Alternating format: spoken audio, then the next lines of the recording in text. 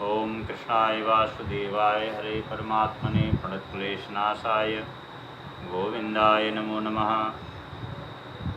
स्वागत है आप सभी का हमारे चैनल पर। आज की वीडियो में जन्माष्टमी के परिप्रेक्ष्य में चर्चा करेंगे और प्रथम सभी से निवेदन कि जिसने भी चैनल को सब्सक्राइब नहीं किया है वो कृपा करके इसको सब्सक्राइब कर लें ताकि जो भी जानकारी होती है वो समयानुसार मिलती रहे और उचित जानकारी मिलती रहे। तो इस बार वैसे तो प्रायः जन्माष्टमी का पर्व 2 दिन का ही होता है। एक तो वैष्णव का होता है, एक अस्मार्त का होता है। तो वैष्णव जो जन्माष्टमी का व्रत करते हैं वो नवमी विद्या में होता है, यानी नवमी तिथि से टच जो अष्टमी होगी उसमें होता है। सूर्योदय व्यापिनी माना जाता है। मान लिया अष्टमी सूर्योदय के समय अष्टमी तिथि है और उसके बाद में नवमी लग जाती है तो वो व्रत जो है वैष्णव के लिए प्रशस्त होता है। और इसी तरह जो स्मार्त हैं वो चंद्रोदय व्यापिनी अष्टमी को ग्रहण करते हैं,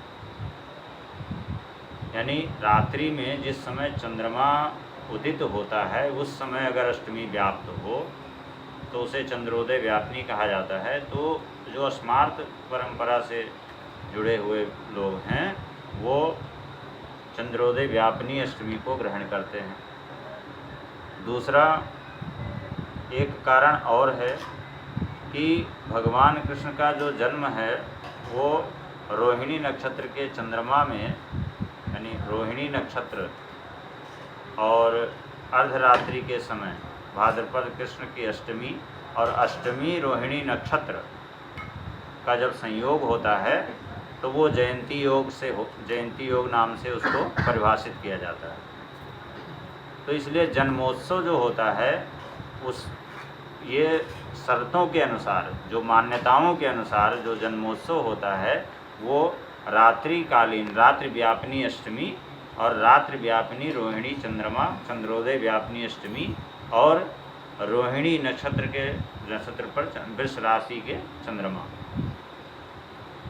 तो इन शर्तों के आधार पे प्रायः हर वर्ष जो है जन्माष्टमी का जो पर्व है, जो व्रत है, वो 2 दिन होता है। इस बार भी वही स्थिति बन रही है। इस बार जो अष्टमी का व्रत है और यह जो जन्मोत्सव का जो कार्यक्रम है, जन्मोत्सव जो मनाया जाएगा वो 6 अगस्त की रात्रि को किया जाएगा, क्योंकि 6 अगस्त को अष्टमी तिथि अपराह्न लगभग 3:30 बजे से प्रारंभ हो जाएगी, जो अगले दिन लगभग 4:15 बजे तक व्याप्त रहेगी। तो चूँकि 7 अगस्त को अष्टमी तिथि रात्रि व्यापिनी चंद्रोदय व्यापिनी नहीं है और रोहिणी नक्षत्र का संयोग भी नहीं पड़ रहा है, तो इसलिए भगवान कृष्ण का जो जन्मोत्सव है वो 6 अगस्त को मनाना प्रशस्त होगा। और साथ ही जो स्मार्त लोग हैं उनके लिए 6 अगस्त को व्रत भी, कृष्ण जन्माष्टमी का व्रत भी 6 अगस्त को ही मनाना प्रशस्त होगा।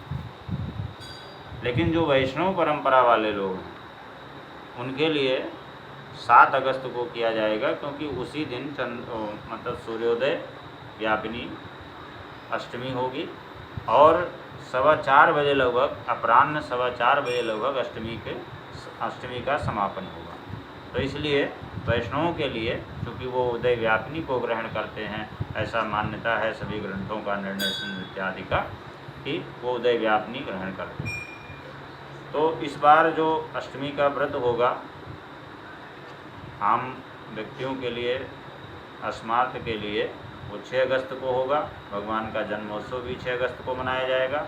वैष्णव का व्रत जो है वो 7 अगस्त को होगा। इस बार जन्माष्टमी की सबसे बड़ी खास बात ये है कि बुधवार का दिन पड़ रहा है, जो कि हमारे भविष्य पुराण के अनुसार भगवान कृष्ण का जन्म जो है अर्धरात्रिकालीन अष्टमी और बुधवार के दिन हुआ था। तो इस बार चूँकि अष्टमी तिथि भी मिल रही है और बुधवार का दिन भी है, साथ में रोहिणी नक्षत्र भी है, तो इसलिए इस बार जयंती योग बन रहा है। बड़ा सुंदर, बड़ा पावन योग है। ऐसे में व्रत करने से ये कहा गया है शास्त्र में कि 3 जन्मों के पाप नष्ट हो जाते हैं। तो बड़ा सुखद सुंदर योग है 6 अगस्त को। इसके अलावा व्रत का जो विधान है वह कैसे किया जाता है, इस व्रत को करने से क्या लाभ मिलता है, ये भगवान कृष्ण जन्माष्टमी जो है एक बहुत बड़ा पर्व है और शास्त्रों में, पुराणों में इसकी बहुत बड़ी प्रशंसा की गई है, बहुत बड़ा इसका वो किया गया है। इस व्रत को करने से व्यक्ति को संतान की कामना की प्राप्ति होती है, संतान की कामना की पूर्ति होती है। अगर किसी को संतान की कामना है तो उसे इस व्रत को करना चाहिए। साथ ही अगर कोई किसी को बंधन आदि का भय है, जैसे मान लिया कोई बंधन में पड़ा हुआ है या कोई कारागार इत्यादि में पड़ा हुआ है, तो उसके लिए भी जन्माष्टमी का व्रत करना बहुत ही लाभदायक होता है। रात्रि को भगवान कृष्ण का जन्मोत्सव मनाया जाता है 12 बजे अर्धरात्रि व्यापिनी में, और उसी समय जन्मोत्सव मनाने के बाद में जब भगवान कृष्ण का प्राकट्य हो जाता है, उसके बाद में नाना प्रकार के स्तोत्रों से उनकी स्तुति की जाती है, उनकी आरती की जाती है। इसके बाद में चंद्रमा को अर्घ्य दिया जाता है।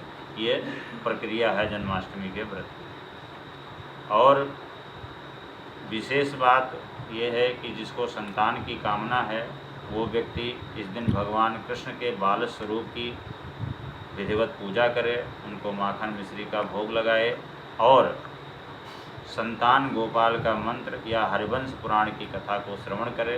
तो इस तरह करने से संतान की कामना की पूर्ति होती है।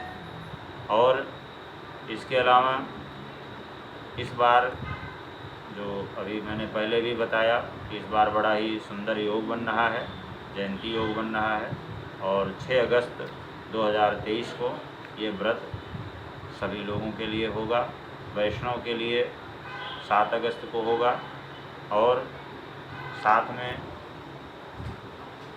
जब इस दिन भगवान की पूजा के लिए तो वैसे बहुत सारे विधान हैं, आदमी की क्या क्षमता है, अपनी क्षमता अनुसार, अपनी श्रद्धा अनुसार वो उनका पूजन करे।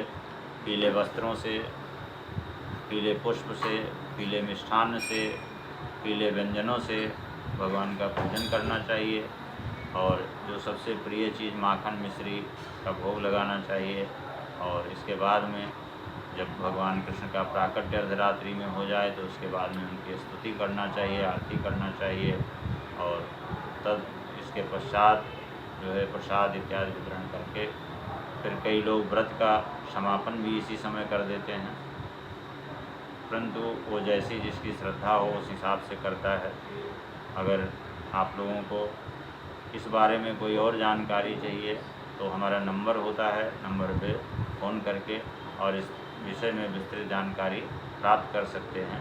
अगर कोई संशय हो तो उसको दूर कर सकते हैं। बहुत बहुत धन्यवाद।